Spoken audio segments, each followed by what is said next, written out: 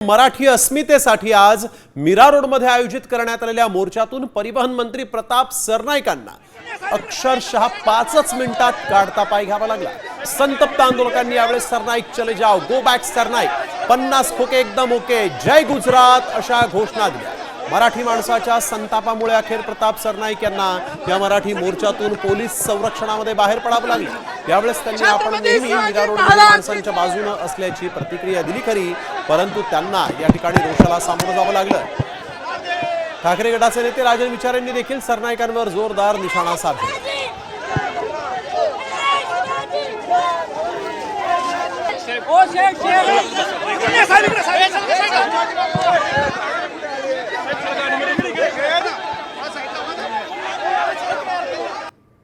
तुम्ही आल्या जय गुजरातच्या घोषणा पण इथे बघा, राजकारणाच्या ठिकाणी पण माझ्यासोबत जे मराठी एकीकरण समितीचे अध्यक्ष गोवर्धन देशमुख आहेत, त्यामुळे बाकीच्यांना काय राजकारण करायचं ते करू द्या। प्रताप सरनाईक मीरा भाईंदर शहरातील मराठी जनांच्या पाठीमागे ठामपणे उभा आहे। मी आजच्या वेळेस कुणालाही दोष देणार नाही, पण माझी भूमिका होती या मोर्चाला पाठिंबा द्यायची।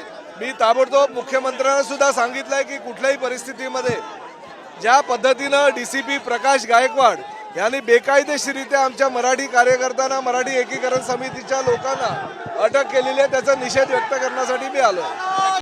मला वाटतं पळणार तर चपलेने मारायला पाहिजे होतं, कारण तुम्ही सत्तेमध्ये बसलेला आहेत, लाज वाटायला पाहिजे। पोलिसांना सांगताय तुम्ही मोर्चा रद्द करा, पोलिसांना सांगताय तुम्ही त्यांच्यावरती गुन्हे दाखल करा, आणि इकडे येऊन तुम्ही मोर्चाला सामोरे जातात।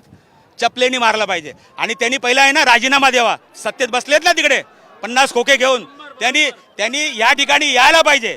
या ठिकाणी यायची गरज काय तुम्हाला? जर तुम्ही आमच्या कार्यकर्त्यांना अटक करता, त्या ठिकाणी आमच्यावर खोट्या केसेस दाखल करतात, आणि इथे येऊन फक्त चमकुगिरी करायला आले होते।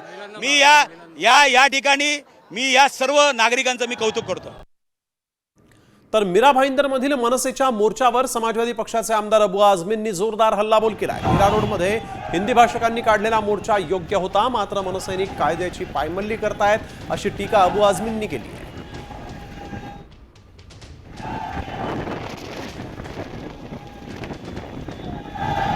उन्होंने प्रोटेस्ट किया और उनका प्रोटेस्ट हक था उनका, क्योंकि जिस तरह से उसको मारा गया, बेइज्जत किया गया, सारी मीडिया में पूरी दुनिया उसको देख रही थी। मैं उनको बधाई देता हूँ, उन्होंने बिल्कुल अच्छा प्रोटेस्ट किया। अब जो एमएनएस प्रोटेस्ट करने जा रही है, मैं समझता हूँ ये गैर कानूनी है। इस तरह से बिल्कुल नहीं, सरकार को इस पर ध्यान देना चाहिए। भाई कौन मराठी का अपमान कौन कर रहा है? मराठी का अपमान करने वालों के साथ जरूर कार्रवाई की जाए, लेकिन मारपीट थोड़ी हो सकती इस तरह से, कानून में कहीं नहीं है। तर माझ्या रक्तात मराठी, ओठांवर मराठी, माझ्या मनात महाराष्ट्रासाठी प्रेम आहे असं मुस्लिम समाज बांधवांचा या मोर्चाला पाठिंबा दिसलेला आहे। समाजांमध्ये भ्रम निर्माण करण्याचा सरकारचा अजेंडा असल्याचा आरोप या मुलीनं या ठिकाणी मोर्चामध्ये केलेला आहे।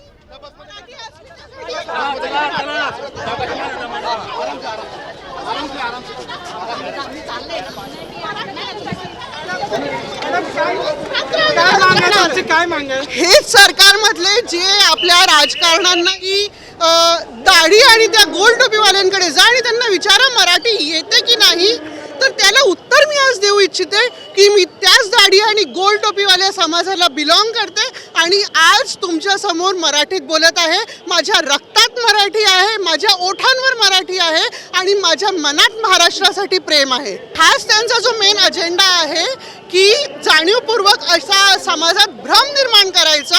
खरं म्हणजे हा जो आंदोलन आहे, हा मराठी मोर्चा आहे, हा कधीही मराठी विरुद्ध अमराठी असा नव्हता, हा कधीही महाराष्ट्र विरुद्ध इतर प्रांत असा नव्हता। याला राजकारण्यांनी आपल्या ज्या राजकीय पोळ्या आहेत त्या भाजण्यासाठी वेगळा रंग दिला आहे।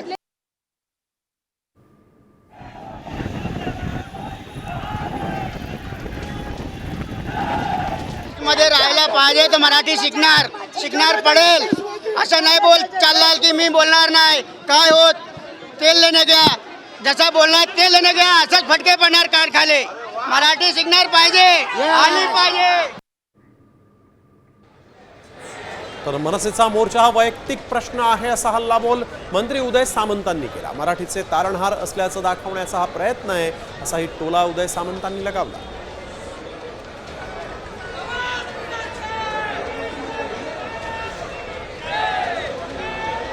मनसेनं मोर्चा काढलेला आहे हा त्यांचा वैयक्तिक भाग आहे, परंतु ज्या पद्धतीनं मराठीच्या भाषेवर राजकारण केलं गेलं आणि ज्या व्यक्तीनं हा अहवाल म्हणजे युपीटीचे पक्षप्रमुख मुख्यमंत्री असताना हा अहवाल डॉक्टर माशेलकर समितीचा स्वीकारला गेला, त्याच अहवालामध्ये नमूद होतं की हिंदी भाषा ही सक्तीची केली जाणार आहे. त्याच्यानंतर ट्विट देखील मुख्यमंत्र्यांचं झालेलं होतं, पण अचानक मनसेनं मराठीचा मुद्दा काढल्यामुळे त्यांनी या सगळ्या गोष्टीला युटर्न दिला आणि आपणच मराठी माणसाचे तारणहार आहोत अशा पद्धतीची भूमिका घेण्याचा प्रयत्न केला. तर परप्रांतीयांच्या मोर्चासाठी भाजपकडून मदत मिळाली असा रोहित पवारांनी आरोप केलेला आहे. मनसेच्या मोर्चाला नकार देण्यात आला होता, मग शिंदेंची भूमिका काय असा प्रश्नही राष्ट्रवादीचे आमदार रोहित पवार यांनी विचारला आहे. भाजपचं हे सोयीचं राजकारण आहे. काही दिवसांपूर्वी परप्रांतीयांचा एक मोर्चा झाला, त्याच्यामध्ये अशी चर्चा आहे की त्याला लागणारा जो निधी आहे हा भाजपकडनं देण्यात आला होता. मोर्चा झाला, मोठा झाला, पण तिथं कोणाला थांबवलं नाही. परप्रांतीयांचा जेव्हा मोर्चा काढण्यात आला तेव्हा आर्थिक मदत सुद्धा भाजपकडनं देण्यात आली होती, परवानगी देण्यात आली होती. ओरिजिनल एकनाथ शिंदे साहेब ज्या पद्धतीने लढायचे तसे ते लढणार का? भाजपच्या छत्रछायेखाली आलेले एकनाथ शिंदे साहेब जे बघत असताना आम्हाला थोडंसं दुर्दैव वाटतं की शांत बसतात, ते शांत बसलेले एकनाथ शिंदे साहेब आज आपल्याला बघायला मिळतील. हे मात्र आजच्या दिवसभरामध्ये आपल्याला त्या ठिकाणी कळेल. बघूया खरे ओरिजिनल एकनाथ शिंदे साहेब हे आपल्याला बघायला मिळतात का नवीनवाले भाजपचे एकनाथ शिंदे साहेब हे आपल्याला बघायला मिळतात. तर मीरा रोडच्या या मोर्चावरून ठाकरे सेनेचे खासदार अरविंद सावंतांनी सरकारवर जोरदार हल्लाबोल केला आहे. मराठीच्या मोर्चासाठी परवानगी का हवी असा सवाल सावंत यांनी विचारला. तर कार्यकर्त्यांना अटक केली ही तर आणीबाणी आहे असंही ते पुढे म्हणाले.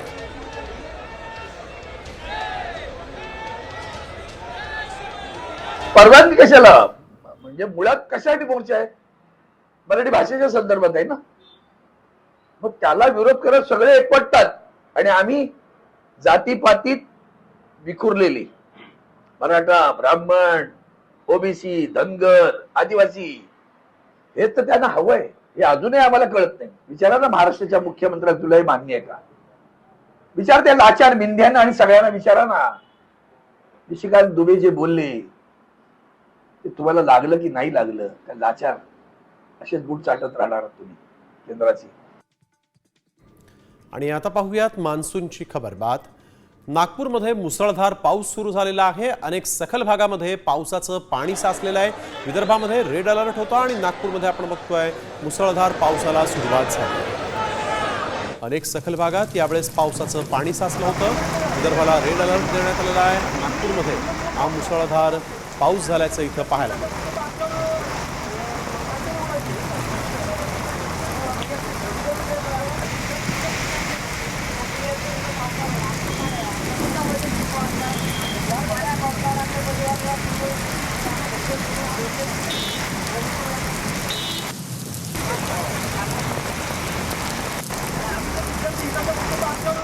आणि आता पाहूयात इतरही महत्त्वाच्या बातम्या टॉप 50 मध्ये.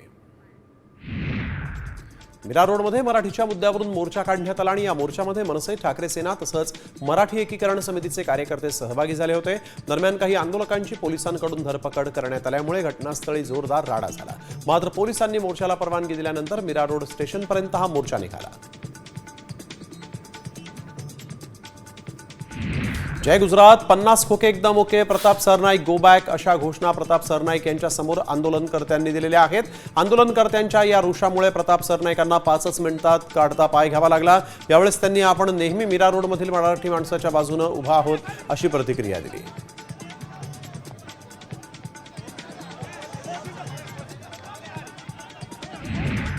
मीरा रोडमध्ये मोर्चाला परवानगी नाकारल्यावर पोलिसांनी शेकडो कार्यकर्त्यांची धरपकड केली, पण इतक्या जणांना ठेवण्यासाठी पोलिसांना जागाच नाही.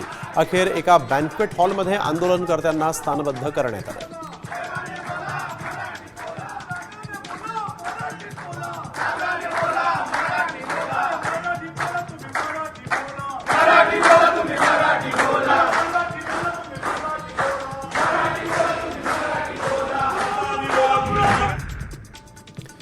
मराठीसाठी अमराठी नागरिक रस्त्यावर उतरले। या आंदोलनामध्ये अनेक अमराठींनी देखील सहभाग घेतला होता। तसंच महाराष्ट्रात राहत आहेत तर मराठी आलीच पाहिजे असं आंदोलकांनी म्हटलंय।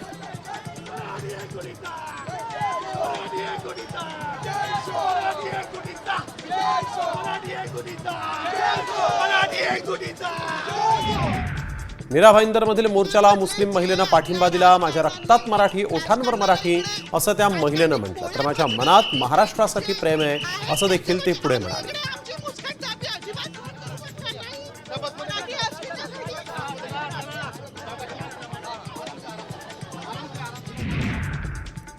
मराठी भाषेच्या अस्मितेसाठी मीरा रोडमध्ये काढण्यात आलेलं आंदोलन जे ते चिघळलं होतं। यावेळेस पोलिसांकडून आंदोलनकर्त्यांची धरपकड करण्यात आली आणि यामुळे परिसरात तणावाचं वातावरण निर्माण झालं होतं।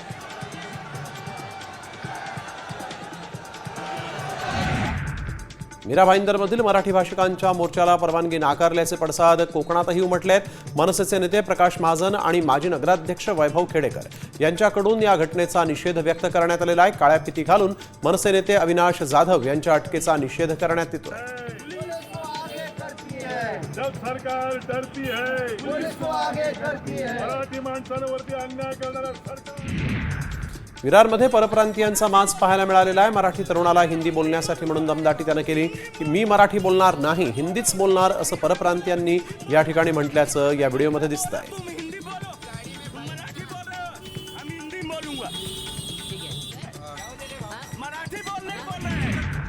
आजच्या मोर्चाचा हेतू योग्य नव्हता अशी मुक्ताफळं आमदार नरेंद्र मेहतांनी उधळली आहेत। अमराठी लोकांच्या मोर्चाचा हेतू जो आहे तो चांगला होता असं देखील ते पुढे म्हणाले। पोलिसांनी योग्य कारवाई केली असेल असंही पुढे या मेहतांनी म्हटलंय। मीरा रोडमधील मोर्चावरून समाजवादी पक्षाचे आमदार अबू आझमी यांनी मनसेवर टीका केलेली आहे। मनसेनं कायद्याची खिल्ली उडवत नेहमीच भाषा आणि प्रांताच्या नावाखाली हिंसाचार केला आहे, ज्यामुळे खूनही झालेत। मराठी न बोलल्याविरोधातील हिंसाचाराचं समर्थन नाही असंही मत त्यांनी व्यक्त केलं आहे। मारा गया, बेइज्जत किया गया।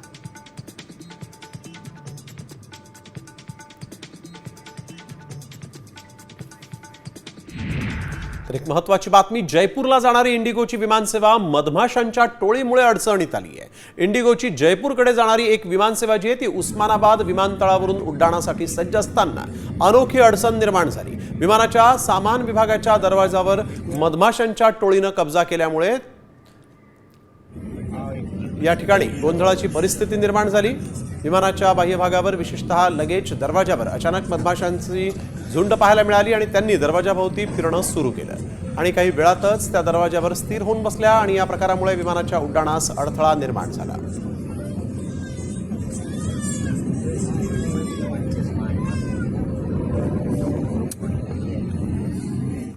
तर एक महत्त्वाची बातमी, नंदुरबार जिल्ह्यातील कोंडाईबारी घाटामध्ये दरड कोसळलेली आहे। दरड कोसळल्यामुळे दहिवेलहून विसरवाडीकडे जाणाऱ्या मार्गावरील वाहतूक जी आहे ती पूर्णपणे ठप्प झाली।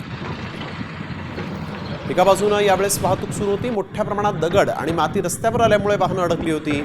दरड कोसळल्यानं महामार्गावर वाहतूक कोंडी झाल्यानं वाहनांच्या लांबच लांब रांगा लागल्या। जेसीबीच्या साहाय्यानं दरड हटवण्याचं काम सध्या युद्धपातळीवर सुरू आहे।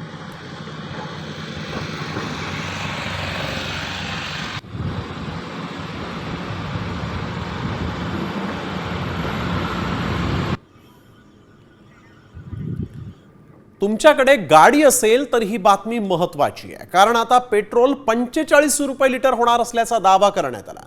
सरकारनं दर कमी करण्याचा निर्णय घेतल्याचा दावा करणारा मेसेजही व्हायरल होतोय। पण खरंच पेट्रोल स्वस्त होणार आहे का याची आम्ही पडताळणी केली आणि त्यावेळेस काय सत्य समोर आलं पाहूयात।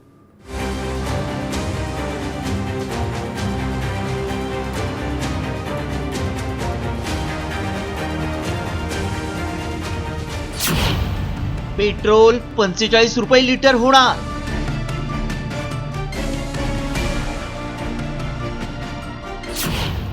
सरकार पेट्रोलचे दर कमी करणार।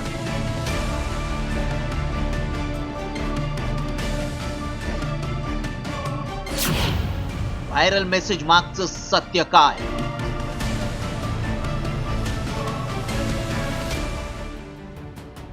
पेट्रोलचे दर आता कमी होणार असा दावा करणारा मेसेज प्रचंड व्हायरल होतोय। त्यामुळे वाहन चालकांमध्ये सध्या उत्साहाचं वातावरण आहे। कारण पेट्रोलचे दर काही महिन्यात वाढल्यामुळं वाहन चालकांच्या खिशाला कात्री लागतीये. त्यातच आता हा दावा केल्यामुळं थोडासा दिलासा मिळणार आहे. पण मेसेजमध्ये काय दावा करण्यात आलाय पाहूयात. लवकरच पेट्रोल 45 रुपये प्रति लिटर होणार असल्याची घोषणा पंतप्रधान मोदींनी केली आहे. सध्या पेट्रोलचा दर प्रति लिटर 100 ते 103 रुपये इतका आहे. मात्र लवकरच दर कमी होणार आहेत. हा मेसेज व्हायरल झालाय खरा, पण अशी कुठेच चर्चा नाही. त्यामुळे याची सत्यता जाणून घेणं गरजेचं आहे. पेट्रोलच्या गाड्या वापरणारे कोट्यवधी लोक आहेत. त्यामुळे याची सत्यता जाणून सत्यता सांगणं गरजेचं आहे. आमच्या व्हायरल सत्य टीमनं पेट्रोलच्या किमती कमी करण्याबाबत सरकार विचार करतंय का, अशी घोषणा सरकारनं केली आहे का, याबाबत माहिती मिळवली. तसंच याबाबत एक्सपर्ट कडूनही माहिती घेतली. कुठल्या राज्यामध्ये महाराष्ट्र यामध्ये समावेश आहे. 45 रुपये प्रति लिटर पेट्रोल आणि डिझेल अशी कुठलीही रेटमध्ये कटौती केलेली नाही. कदाचित अशी कटौती झाली तर ते सर्वसामान्य लोकांना all India petrol dealer association यांच्या माध्यमातून लोकांना ती न्यूज आम्ही पुरवण्याचं काम करू. इंटरनॅशनल मार्केटमध्ये रेट एवढे व्हॉलटाईल आहे आणि एवढं फ्लक्च्युएशन चाललेलं आहे. यामध्ये हे चालत असताना पेट्रोल डिझेलचे रेट कमी होणे हे अशक्य आहे. त्यामुळं आमच्या पडताळणीत काय सत्य समोर आलं पाहूयात. पेट्रोलचे दर कमी होणार असल्याचा दावा खोटा आहे. पेट्रोल प्रति लिटर 45 रुपये होणार अशी मोदींनी घोषणा केलेली नाही. सोशल मीडियावरून चुकीचा मेसेज व्हायरल केला जातोय. सध्या पेट्रोलचे दर 100 रुपये लिटर इतके आहेत. मुंबई पुण्यात 103 रुपये पेट्रोलचा दर आहे. मात्र पेट्रोलचा दर आता 45 रुपये होणार असल्याचा दावा आमच्या पडताळणीत असत्य ठरलाय. शिवाजी शिंदे, साम टीव्ही, मुंबई.